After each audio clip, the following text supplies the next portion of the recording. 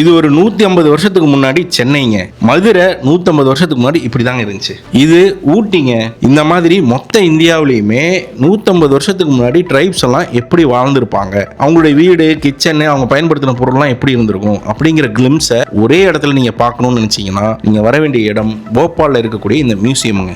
வேற வேலையா தான் சும்மா போபால் வந்தேங்க. சும்மா இதையும் பார்த்துட்டு போகணும்னு பெருசா ஆர்வம் இல்லாம தான் வந்து பார்த்துட்டு போக வந்தேன். ஆனா எனக்கு என்னமோ ஒரு டைம் டிராவல் பண்ணி 150 வருஷத்துக்கு முன்னாடி இருந்த ட்ரைபல் வில்லேஜஸ் எல்லாத்தையுமே இந்தியாவில் ஒரே இடத்துல பார்த்த மாதிரி எனக்கு இருந்துச்சு. அத்தனை பொருள் வச்சிருந்தாங்க. இந்தியாவில் எந்தெந்த பகுதியில் எந்தெந்த கிராமங்கள் எப்படி இருந்துச்சுன்னு காமிக்கிறதுக்காக ஒரு சில கிராமங்களையே கிரியேட் பண்ணி வச்சிருந்தாங்க. அது போக அவங்க வீடெல்லாம் எப்படி இருக்குது அப்படிங்கறத காமிக்கிறதுக்காக ட்ரைப்ஸ் உடைய வீட்டையே கட்டி வச்சிருந்தாங்க. 220 ஏக்கர் கொண்ட ஒரு பெரிய மியூசியம் இது. இங்க போகணும்னு நீங்க நினைச்சீங்கன்னா நிறைய நடக்கிறத விரும்பக்கூடிய ஆளா இருந்தா மட்டும் போங்க. நடந்து சுத்தினீங்கன்னா உண்மையாலுமே இந்த இடம் ரொம்ப சூப்பரா இருந்துச்சு. நம்ம கற்பனையில இப்படிலாம் வாழ்ந்துருக்காங்க பாருன்னு நிறைய இடத்துல சிந்திக்க வச்சது. அந்த பொருள் எல்லாமே அந்த ஆச்சரியத்தை ஏற்படுத்துச்சு. ஃபர்ஸ்ட் நம்ம பார்க்கறது மத்திய பிரதேஷ்ல மன்லா ட்ரைப்ஸ் கிராமங்க. இது இந்த மியூசியம் மத்திய பிரதேஷ்ல இருக்கிறனால முதல்ல மத்திய பிரதேஷ்லயே ஆரம்பிச்சிருக்காங்க போல. இது அசாம்ல ஒரு ட்ரைபல் வில்லேஜுங்க. அடுத்து அசாம்லயே ஹவுலி ட்ரைப்ஸ் இந்த மாதிரி வாழ்ந்திருக்காங்க. ராஜஸ்தான்ல மொல்லேலான ஒரு ட்ரைப்ஸ் இந்த மாதிரி வாழ்ந்திருக்காங்க. இதெல்லாம் அந்த மொல்லேலா ட்ரைப்ஸ் உடைய குலதெய்வங்கள். குஜராத் கட்சில் மக்கள் இந்த மாதிரி ஹட்டில் இந்த மாதிரி பாத்திரங்களை பயன்படுத்தி வாழ்ந்திருக்காங்களாம். இது காஷ்மீருங்க. சங்கா ட்ரைப்ஸ் லடாக்ல இந்த மாதிரி தான் கட்டி வாழ்ந்திருக்காங்க. இமயமலை வில்லேஜ் எல்லாம் எப்படி இருக்குன்னு சொல்லி இந்த இடத்துல வச்சிருக்காங்க பாருங்க. இது நதிக்கரைகள் ஓரமா வாழ்ந்த மக்களை டிபிக்ட் பண்ணி இங்க உறைஞ்சு வச்சிருக்காங்க. லடாக்ல பிரேயர் வீல்ஸ் வச்சிருப்பாங்கல்ல, அதை டிபிக்ட் பண்ணிருக்காங்க.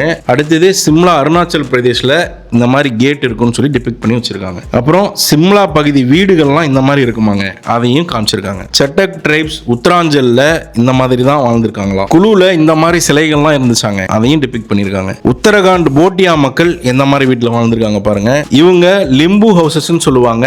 சிக்கிம்ல இந்த மாதிரி வீடு கட்டி வாழ்ந்திருக்காங்க. அடுத்தது ஹெம்தா அப்படிங்கிற காட்டுல வாழக்கூடிய மக்கள் அசாம்ல இந்த மாதிரி வாழ்ந்திருக்காங்க. இது அவங்க குதிரை கட்டுற இடம், இது கோழி வளர்க்குற இடம். மஜூலி டிஸ்ட்ரிக்ட சார்ந்த ஹுக்கும் மக்கள் அசாம்ல இந்த மாதிரி கட்டி வாழ்ந்திருக்காங்களாம். ரியாங் நுவான் ஒரு ட்ரைபு திரிபுரால இந்த மாதிரி கட்டி வாழ்ந்திருக்காங்களாம். இது அசாமிஸ் ஹஜோங் ஹவுஸுங்க. ஹஜோங்குங்கிற ட்ரைபு இந்த மாதிரி தான் வாழ்ந்தாங்களாம். அப்புறம் மோரங் ட்ரைபு அசாம்ல இந்த மாதிரி வாழ்ந்தாங்களாம். இந்த மாதிரி சின்ன சின்னதா கிராமத்தையே கிரியேட் பண்ணி வச்சிருக்காங்களா. இதெல்லாம் வெளியில மட்டும்தாங்க. மியூசியம் உள்ள போனா இத பாருங்க, ட்ரைபல் ஹண்டர்ஸ் உடைய வில்லேஜ் இந்த மாதிரி இருந்துச்சாங்க. தமிழ்நாட்டுல டோடான ஒரு ட்ரைபு இந்த மாதிரி பொருளை எல்லாம் பயன்படுத்துறாங்கன்னு போட்டு வச்சிருக்காங்க. நான் இதுவரைக்கும் கேள்விப்பட்டதே இல்லை. ரபாலி அப்படிங்கிற ட்ரைபு கட்சில இந்த மாதிரியான ஹட்டை கட்டி தான் வாழ்ந்தாங்களாம். இது ஹிமாச்சல் பிரதேசல காடிங்கிற ட்ரைப்ஸ் யூஸ் பண்ணின பொருட்களாங்க. அப்புறம் ஏதோ ஒரு பல்லக்கு வச்சிருக்காங்க.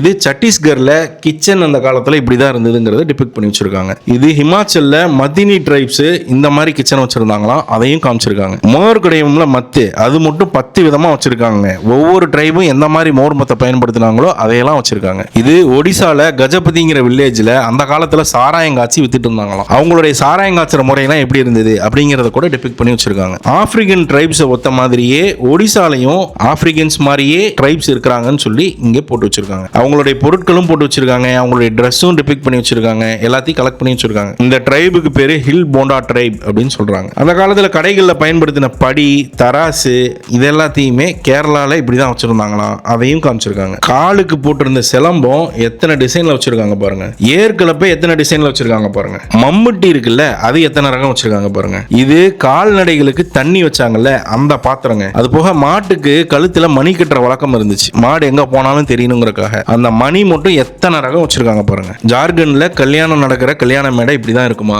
அதுக்கப்புறம் இந்த ரூம்ல நுழைஞ்சா இந்தியாவில் இருக்கக்கூடிய எல்லா ட்ரைப்ஸ்டையுமே கூத்து கட்டி ஆடுற வழக்கம் இருந்திருக்குங்க. அந்த கூத்துல அவங்க பயன்படுத்தின மாஸ்க் எல்லாம் இருக்குல்ல, அதை மட்டுமே இந்த ரூம் ஃபுல்லா வச்சிருக்காங்க. ஸ்டேட் வாரியா அந்தந்த கூத்துக்கு அந்த ட்ரைப்ஸ் யார் யாரோடைய கேரக்டர் எல்லாம் டெபிக்ட் பண்ணாங்களோ அந்த மாஸ்க் எல்லாத்தையுமே வச்சிருக்காங்க. நார்த் ஈஸ்ட் இந்தியாவுக்குன்னே ஒரு தனி செக்ஷன் வச்சிருக்காங்க. அதுல போனா ஈட்டி மட்டும் அவங்க பயன்படுத்தின ஈட்டி எத்தனை விதமா வச்சிருக்காங்க பாருங்க. அவங்க பயன்படுத்தின வில்லம்பு இத்தனை வகை இருந்துச்சா. அவங்க பயன்படுத்தின பியர் ஜார்ஸ், இந்த மாதிரி விலங்குகளுடைய கொம்பை இந்த மாதிரி பியர் ஜார்ஸா பயன்படுத்தி இருக்காங்களா, அது எத்தனை வகை வச்சிருக்காங்க பாருங்க. அந்த காலத்திலேயே ஸ்மோக்கிங் பண்ணிருக்காங்க.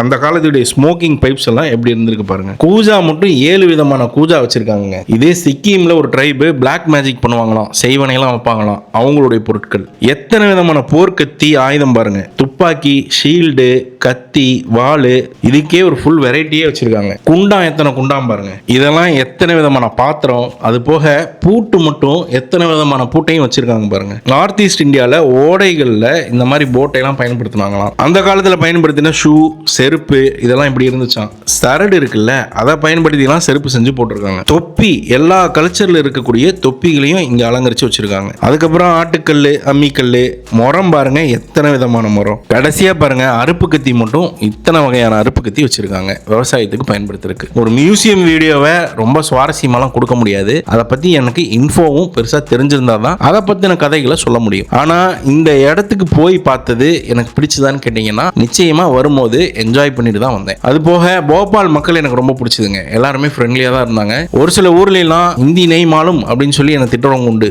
ஆனா இந்த ஊர்ல அதையெல்லாம் எதுவுமே கண்டுக்கல. நாம என்ன மொழியில பேசுறோமோ அந்த மொழியில முடிஞ்ச வரைக்கும் பதில் சொன்னாங்க.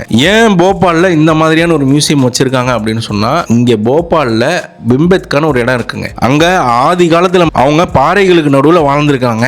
அதுல இருந்து யுனெஸ்கோ அங்கீகரிச்சு இந்த ஊர் ஃபேமஸ் ஆனதும் இந்த மாதிரி அதுக்கு ரிலேட்டடா ட்ரைபல்ஸ்லாம் எப்படி வாழ்ந்தாங்கன்னு சொல்லி மியூசியம்லாம் வச்சு காமிச்சிருக்காங்க. அது போக போபாலே எனக்கு ரொம்ப பிடிச்சதுங்க. சிட்டி ஆஃப் லேக்ஸ் தான் இதை சொல்லுவாங்க. ஒரு மாநிலத்துடைய கேபிட்டல்னே நீங்க ஃபீல் பண்ண மாட்டீங்க, அந்த அளவுக்கு தான் டிராஃபிக்லாம் இருந்துச்சு. நான் ரொம்பவே என்ஜாய் பண்ணேன். ஸோ நீங்க போபால் வந்தால் இந்த மியூசியமை கண்டிப்பா போய் ஒரு நாள் பாருங்க.